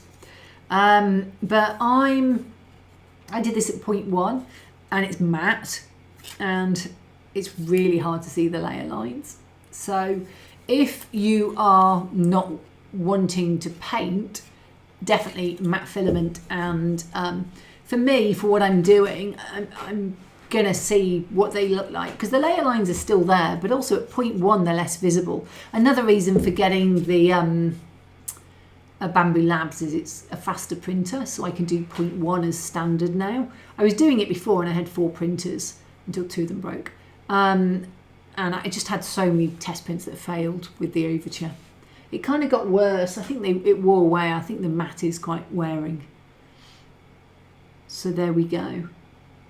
Throw-in modelers. Have you used anti-aliasing in your slicer? I print at 0.05 and can barely see the lines. Depends what you're printing. If you're printing round objects, you see them a lot more. So throw-in modeler. I use Cura. We'll need to check my options. Greville Rose says, much appreciated, Kathy. John Hay says, tabs you usually cut off when removing your piece. I don't have any tabs on my models. I don't design them with tabs. So this is as it came off. There's no tabs. This is a 3D print, support-free FDM 3D print. I'm going to talk a little bit for the last bit on the differences in designing for FDM and resin and what you need to think about. If I'm doing resin, then they're supported, but that's a different thing entirely. Okay, so people are talking about, so Throwaway is probably doing 0.12 if he's doing FDM, which if he's using Cura, I think he's doing FDM. And I just started printing at 0.1, and the matte is what makes the difference there. Jaw21, I've just bought a resin print house of the Dungeon Dragon dragon, which I'm going to paint myself. Will it need sealing after acrylic paint? I always would spray a matte varnish or a varnish before doing the weathering stage. If it's a diorama, you want the matte varnish to let the weathering stick to it. But I do it because a lot of my models will get handled and stuff. So I just would generally recommend it if you're going to handle it at all. John says he had the same problem with Cure and he swapped to press and he's getting much better results. I'm actually using bamboo slicer for the bamboo and presser slicer for the other two, but presser slicer is really good. My Cure stopped working for a while. So, okay. Tamsin, it always depends on how much it will get handled. Even though it will rarely be touched, I say there's no harm in sealing it. I would certainly do it. And it can also UV protect. So I use a UV Protect Clear, which also helps with fading if you can put it anywhere near. Mark Wilson, do you need a curing oven and do they differ depending on the materials used? So if you are doing resin, you should use a cure afterwards, but it's not an oven, it's just a UV light that will set any kind of slightly soft resin. Do they differ depending on the materials used? FDM, this is PLA, it just comes off and it's static. So yeah. You do need something to cure resin just to do that final bit, but it's like a minute and a half I use, and you could use a torch or a nail UV curer, or I built my own out of UV LEDs strip, which I was using earlier. I made some plant pots and I was putting resin on the inside to stop them leaking. Tim says, in addition to tweaking the print settings, it's worth checking the mesh density of your STL exports if the prints aren't smooth. Freehand has quite a low default, which meant curves were a bit stepped. Ferrero Modeler says, you have the Bamboo Lab A1. No, I got the P1S. I ordered it Thursday night and it arrived Saturday and has been printing bits and bobs for it since. It's lovely. It's, actually, I could probably show you because it's on the share screen. This is, oh, whoops, there we go. This is my Bamboo Labs, what it's doing at the moment. As showing, I have my AMS with a matte grey PLA in. So this is a Bamboo Labs PLA. It's on a fast setting, I think, because this is more for structure. So they sell their filament on refill rolls, which have got a cardboard inner, and then you can put it into one of theirs. But I don't have any of that because their rolls will then come apart and you can reuse them, the plastic rolls. Because you need plastic in the AMS really. The Elegoo's have glue-edged cardboard, but the Overture, which is just normal cardboard, won't roll. So it's got an AMS up above it, up there, you can't see. And so yeah, these are rolls for the filament that I've ordered that should be coming in the next day or two. They're very quick to order and they're not expensive. So someone said it's Polymaker. So yeah, so I've got this on just what came, so I know it works because it's a new printer. It always pays to use their stuff. You can see it's 50% through. It was a 2-hour 51 print and I set it to go at 8 o'clock just before I came on here. So yeah, it's very exciting. So this is FDM and it's really confusing when I'm in chat because I think people are sometimes talking about FDM and they're sometimes talking about resin. So you do need to get, if you're asking questions, do put whether you're asking for resin or FDM. So Tamsin said resin prints need a UV curing station, filament prints don't need anything. Very nice. I've got the Anycubic Viper, says Monique, and it's been a very reliable printer. I melted my first Anycubic and then it broke a few months later for a different fault.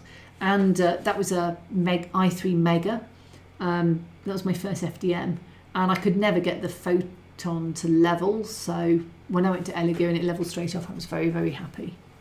So I said I would talk about the difference in designing for resin and designing for FDM. You need to decide what you want, as I've said 100 times already. And once you've decided, you need to understand a few things. And that is about the material you're going to be printing in. Resin is very different to filament in how you design. I designed these to be support free. So this printed this way down, even though that's not the best top for this particular stone, it would have been better to print it that way around. I would have had a much smoother stone front. But you can't do an arch that way round because that curve, it's just too shallow. And also it's got stones, so they stick down and they would be printing in midair. And to do that, I could put supports on. But one of the selling points for my stuff is that it's support free. So I'm always thinking about how I cut things. So instead of printing a wall like this, front and back, I've sliced it in half and I can clip it together with open lock clips. And it prints that way round. Yeah, it's not an ideal print angle for it, to be honest, but it's a very robust printing angle for it from a support point of view. I've also got walls and other things, and they could print the other way up, to be honest, but they're all printing the same for consistency. So I'm going to start talking about FDM because that's what I use most of my designs for. I design for both at the moment, but that's what I've designed a lot of recently. There are minimum walls. You can't go narrower, really, than the width of your nozzle, which is generally 0.4 for most people. But it's not going to be robust.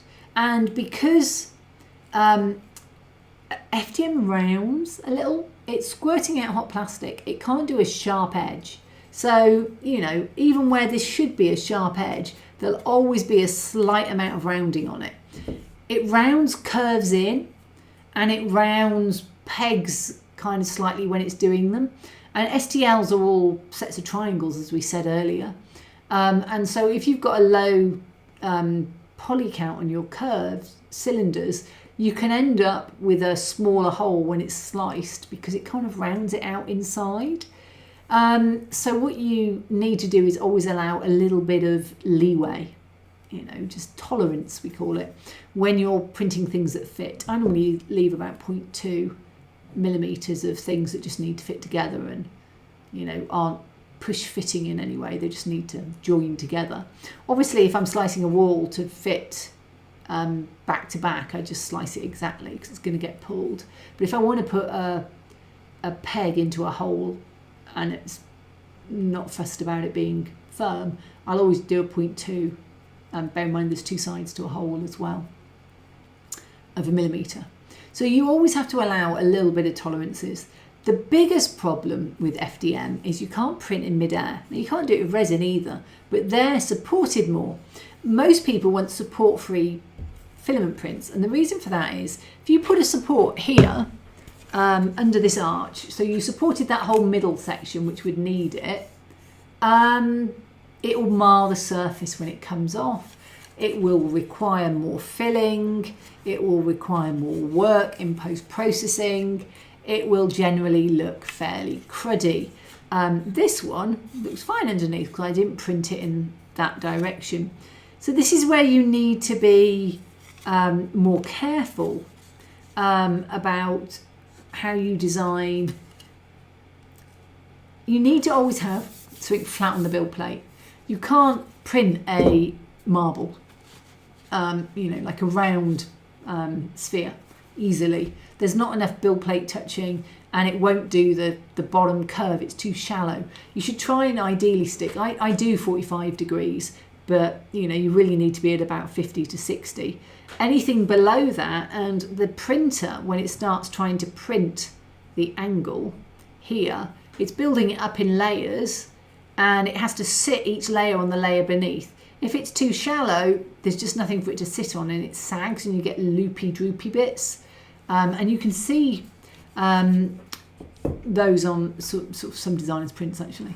It can be quite hard. So you do need to think very carefully about overhangs and angles. And if you're not sure, put your design into a slicer and it will flag for you all the overhangs. And I've got overhangs. The other thing that's an issue is bridging. Now, this has, whoa, let's just see. That has a really manky underneath surface. You see that? I'm printing in 0.1, which is quite fine, and I'm expecting it to go across quite a gap. That's a 12 millimeter gap, I think. and it just sometimes can't do it. It just goes and peters out. And I've had that a lot with the matte filament. That's what the matte filament's been causing problems. You know, just entire prints filling up the holes with spoolie stuff, and partly it's because it's 0.1, so it's very fine. It's not putting a lot of thread out, so it's parting and it's just messy. You can see it worse, actually. Yeah, this is a tile. It's a floor tile. This is like a 3rd or 4th attempt, and I've changed filament as well. Oops. Right, let's just do that whole.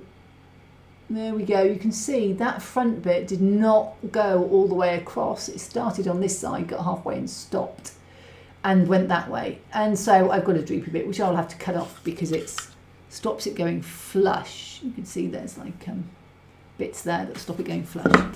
That's just because I'm doing it at 0.1 to try and avoid having to paint it and stuff. So there are upsides to using 0.1. It looks really good. There are downsides to using 0.1. It can't bridge 12 millimeters anymore, reliably. So this is where you need to start learning your layer heights, what your particular printer can do. Some printers bridge better than others. The speed you can go at, a lot of those issues. So when you're designing, there's one guy, Second Dynasty, Ben, and he designs joysticks. And most of mine snap off because they're so fine, and they're probably maybe a couple of mil wide and then a little knob on top. Most of them just get knocked off. There's a minimum tolerance that it will produce, and if your printer's at all having any wobblies in its kind of movement, it just will look awful. And what you're trying to do by the end is to print a really small amount onto a really spindly bit, and you get a bit of wobble on there, and suddenly the whole thing flies apart. So I try not to put too many really fine levers in, but you want them in for the design. So it becomes a bit of a toss-up between, if I'm designing for FDM, actually I have to think about how I make things. There's no point making something smaller than the nozzle size. It just won't print it. Certain orientations will print some things better than others. So for FDM, it's all about how you're going to orient it so you have as much flat as possible, how to avoid having supports, and that's a lot of that's about orientation, and how to basically make sure you can clip it together, and the open lock clips are free. You can get the templates for these for free from Printable Scenery. So it's a clip system that's just basically clips that look like, oh, that was a test one, look like that, and you just clip into the hole. That was they're reject floor ones. I tried thinning them down for the floor, but they snapped too much. So there we go. That is something for FDM you need to think about.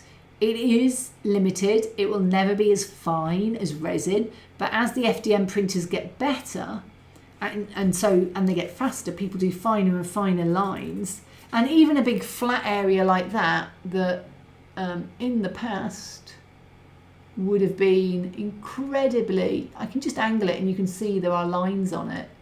That would be really obvious in a different filament. Just very, very obvious if I had it.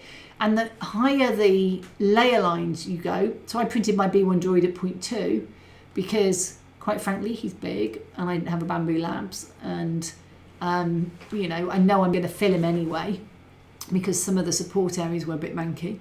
So, you know, filament, yeah. You definitely need to think about how you're going to orient it as the most important thing. How you're going to attach it to the build plate. Try and avoid supports if at all possible. You may end up having to use some, but they will mar your surface. So that's where you are. And you can't go too fine or too thin because it just won't print. If they're attached, like if your joystick was attached to a wall behind it, you would be able to print it coming out far more robustly than if it's just a freestanding little joystick. But there comes a point at which the walls are too thin.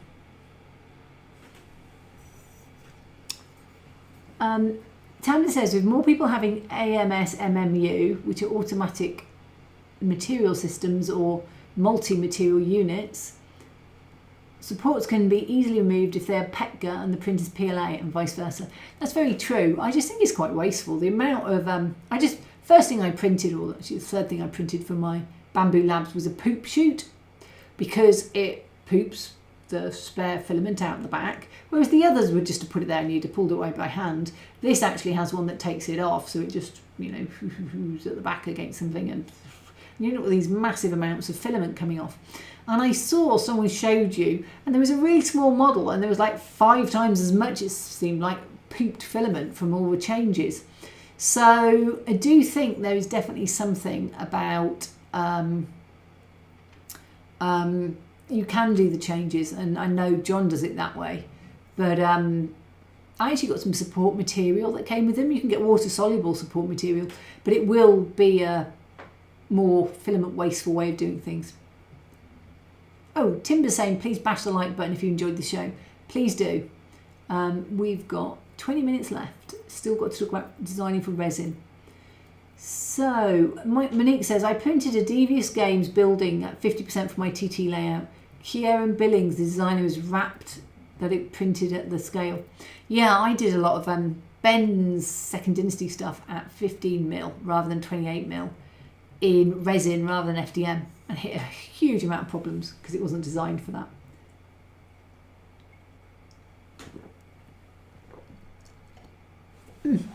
Tea leaves. Yeah, Tamsin, I just got some support filament from them. I don't even know what it is. It's in a sealed bag, so I will experiment at some point. I did Games Art. Philip did the Moonhopper taxi ones a while ago for him. He was in one of my Kickstarters as an add-on.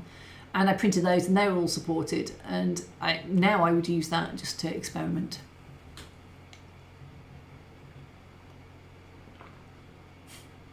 Is this the infamous blue tea, says Tim? No, this is cold mint tea.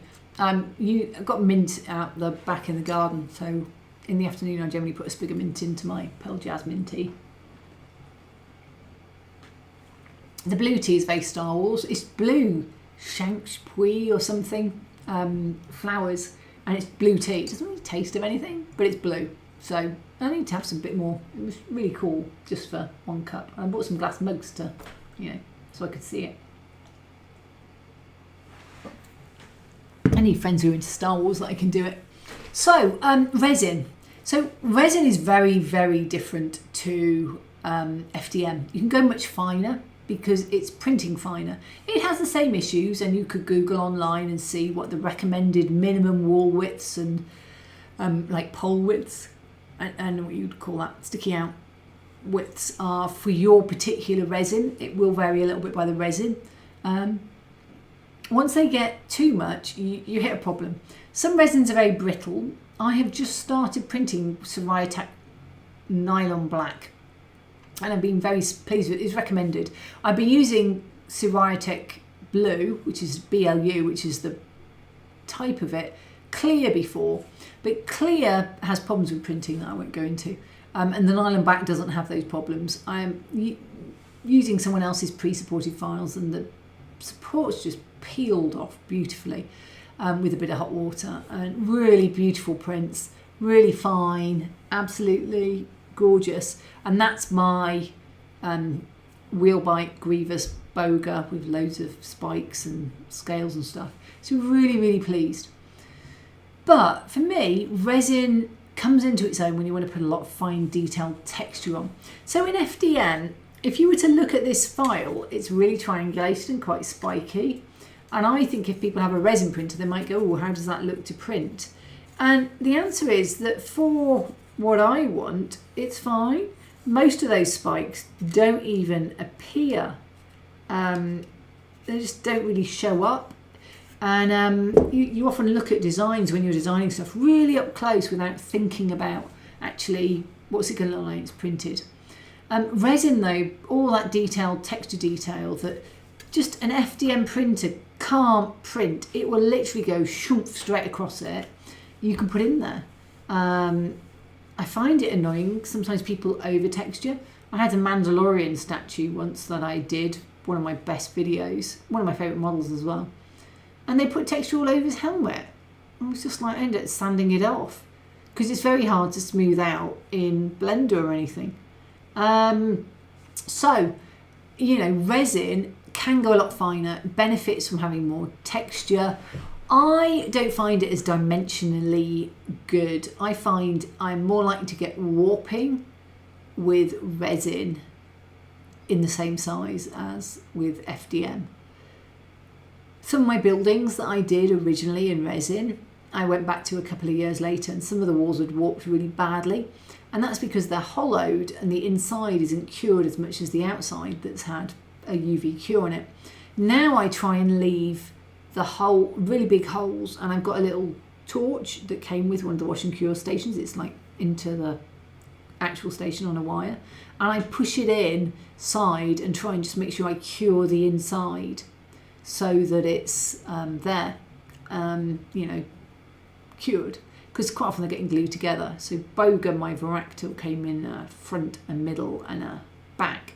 I put Obi-Wan on her and because I couldn't get him in when I had one that didn't. He just didn't fit onto the saddle well. So I printed him in place with the electrostrap attached to him and Grievous's arm. So it's quite a big print now.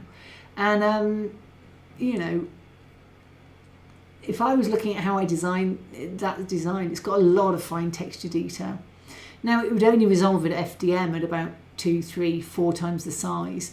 Because of that, I'm a hot nozzle going round and I smooth out edges and I fill in corners.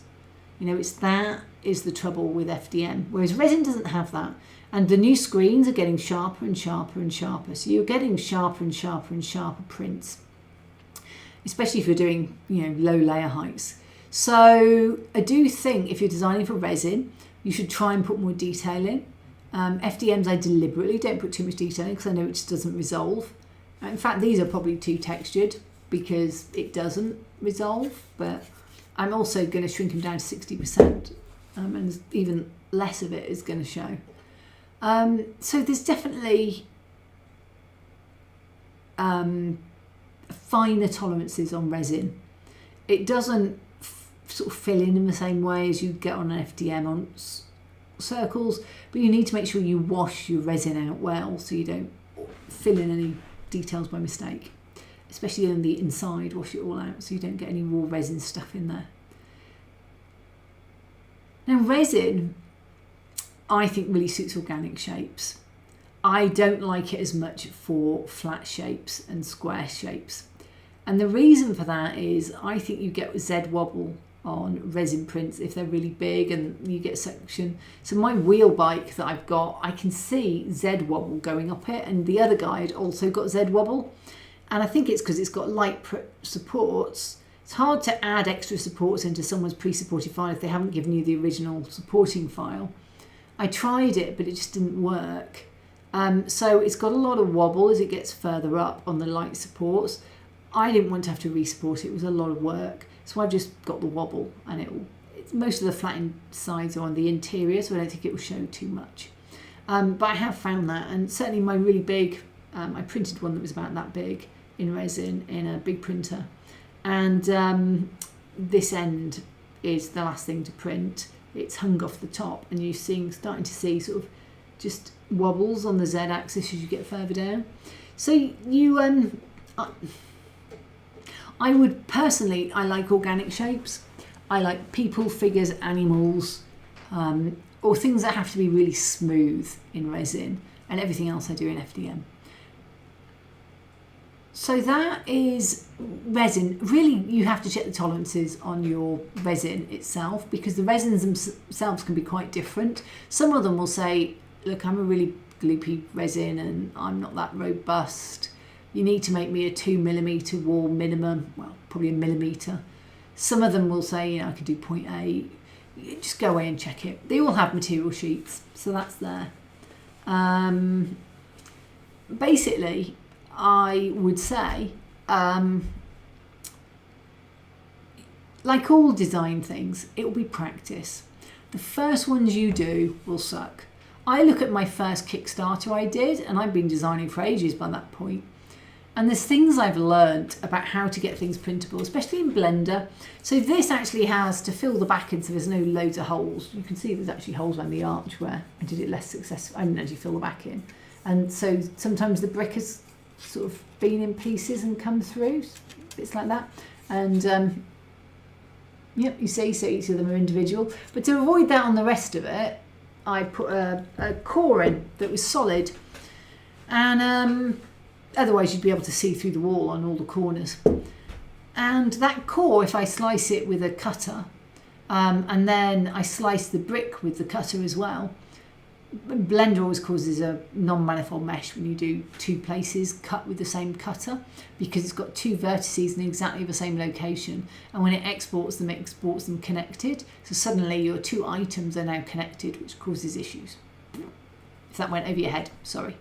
But you have to learn the tricks. So I always try and make sure there's only ever one cutter going through a space in Blender by just taking the cutter and making it a little bit bigger and using that to cut the exterior of one of them, and using the clip cutter to cut the other bit. So you have to learn all of the little tweaks on your program. You have to learn the shortcuts eventually if you're going to do a lot.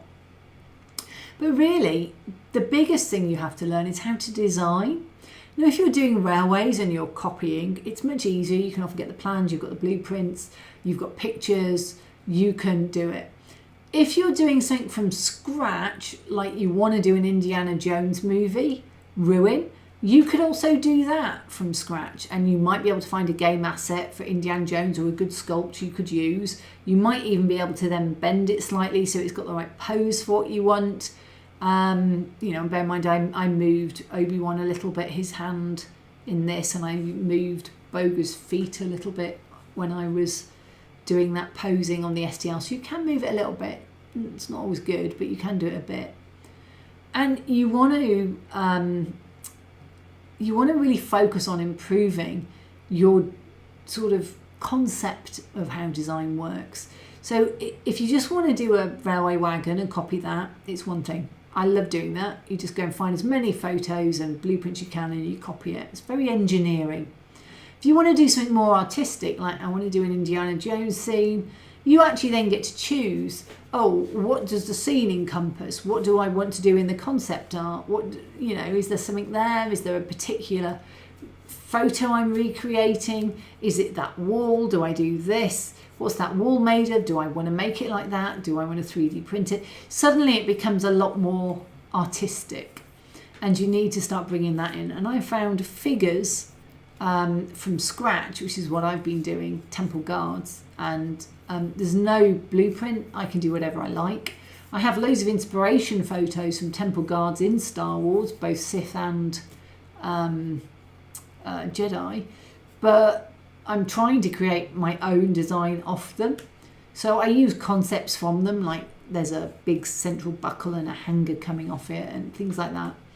That all becomes very important to kind of the next phase. So getting started is go find someone else's STLs, move them around a bit perhaps, learn how to do stuff, get your printing up to scratch so you understand look at your models, see which ones print well, which ones don't. But then the actual design stage is much easier if you're doing something that's hard surfaces, they say, or squares, all beautifully lined up and with a prototype picture behind it.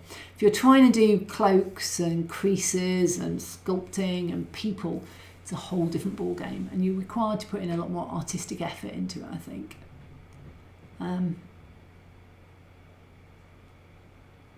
So yeah, there we go. Worth saying, as we get to the end of this, that if you're designing in CAD, you can use some of those same files you can't off Blender because it's just not the right program for it, but in some of the CAD programs you use those same files for laser cutting and some of the other things that you might want to do in the 3D creative space. Marco just said, how buy the laser engraver. I don't actually have a laser cutter or engraver, and because I now do stuff to sell, it's not a common product. I sell something that's got a bigger market like 3D printers. And, I would always therefore work out how to do it with a 3D printer. But I know a lot of people do some really great stuff with laser cutter, and I've seen some great MDF terrain done, perhaps almost before 3D printers became more prevalent in the market. Now tend to be 3D prints. In fact, even the people who did plastic injection moulding models are now often moving to 3D prints. Dead Zone, which is Mantic, which are based in Nottingham, not Warhammer, but Mantic, they just literally put out a Kickstarter of some of their designs. So that is getting started in 3D print design. First of all, start simple. Make your first models simple. Try them out in maybe a couple of different packages, a couple of different programs. You do something like an oil drum that can be quite simple. You know, open oil drum, closed oil drum. Try them out in 2 or 3 packages, print them, see what you think of them. I have a lot of 3D printed oil drums. You know, just try and work out which ones suit the way you think, which ones you find intuitively easy. There will be YouTube videos out there. You know, if you ask around, you can see ratings on various different ones. You can ask places here, and people have said, you know, yeah, really popular ones have been Tinkercad's been mentioned a lot, but we've also had FreeCAD. Obviously, I use Blender, which is harder to be dimensionally accurate. You can do it, but it's a lot harder, and it's not meant to be like that. So, you know, you can do all those sorts of things. Once you've got there, start with simple models and build up from there. You know, if you're going to do a brick wall, work out the best way so that you don't end up blowing it out by putting 1,000 different bricks in. Most programs have a way to do one brick and then array it, which is just basically putting multiples in a line, so that you can create brick walls. You might need 2 bricks to do a staggered brick wall. So you can, you know, and realistically, when I want to learn how to do something, I'm on Google and then I'm on YouTube, most likely, watching how somebody did something a certain way. I want to do procedural ice, which is basically ice in Blender on every surface in a certain way, using geometry nodes. I have no idea how geometry nodes work. I literally copied what they told me on a YouTube video. And then I copied another YouTube video exactly. And then I copied a third YouTube video exactly. Found which one I thought was best. Adapted it slightly. Copied in bits from one set of geometry nodes to another set. And ended up eventually, 5 or 6 iterations later and 2 weeks later, with a set of ice cubes I quite liked. Ice cools that I quite liked. And then decided I was doing a desert temple, not an ice temple. 2 weeks of learning. On and off, it wasn't the only thing I was doing, you know, but sometimes it is just a case of you just have to try, and that would be my big thing. You know, you do need to just get going and try. You're not going to learn 3D printing until you start it. So get a printer, get printing, and then get designing. Don't think to design before you get a printer, because I see a lot of designers who have great looking models, but when I look at them and I just think, I know that's not going to print. Somebody was the other day saying, oh, can someone test print this for me? I've designed this whole range and I just want to check it prints. It's like, if you don't know your tolerances and how your materials work and how the printers work, if you haven't designed for it, you're going to really struggle to make that work. And sometimes, you know, I missed off a smaller one of these. I missed 2, I had 4 of them, smaller ones, and 2 of them were missing clip cutters because I'd redone them from scratch and taken all the cutters off at one point. You know, those are caught by me on test print, so I test print everything. So if I'm doing it for a diorama, I only need to print one. Sometimes I'll just chisel it out by hand, but if I'm doing it to sell, obviously I'll do a redo and test print it again. You expect to just test and play. That's how you'll learn and that's how you'll design stuff.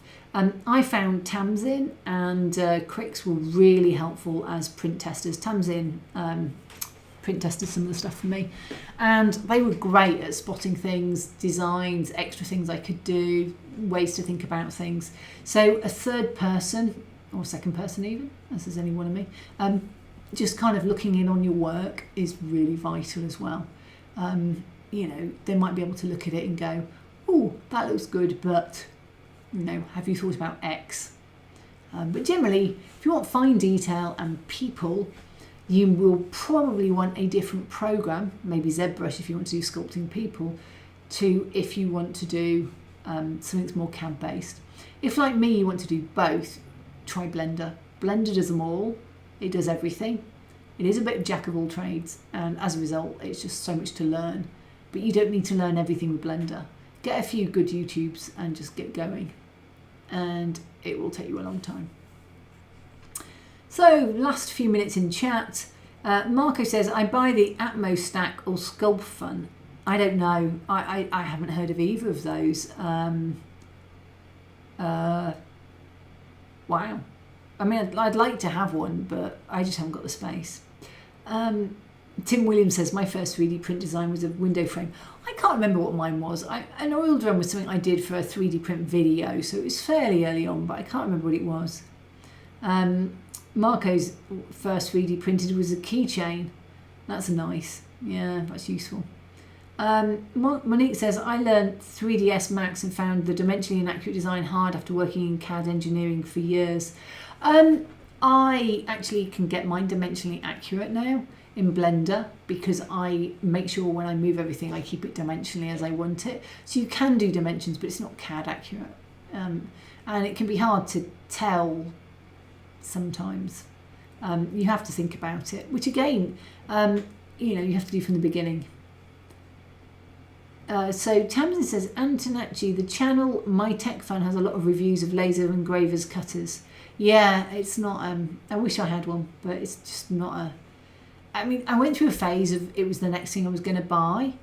But then, to be honest, I started designing for 3D print. So I don't want to have a technology that I can't then sell or use. And I stopped seeing, yeah, I know 3D print it.